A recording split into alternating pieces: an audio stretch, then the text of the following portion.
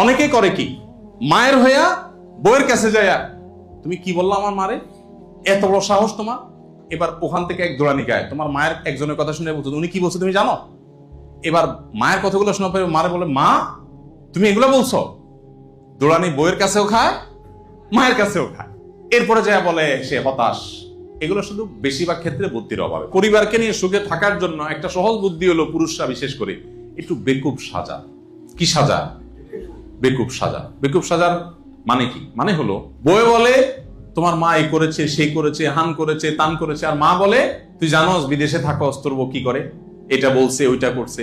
এখন মা বলে বউয়ের বিরুদ্ধে, বউ বলে মায়ের বিরুদ্ধে। অনেক প্রবাসীরা আমি দেখছি ওখানে বসে দরবার করে। ভাই, বিদেশে বসে ফোনে দরবার করে এগুলো সমাধান হয় না, আরো সমস্যা বাড়ায়। তাহলে কি করবেন? কিছু কাজ তো করবেনই, তবে এর মধ্যে একটা আইটেম হলো মাস্ট, সেটা হলো বেকুবের অভিনয় করতে হবে। কিরকম বেকুবের অভিনয়? মানে একটু সহজ সরল হওয়ার অভিনয়।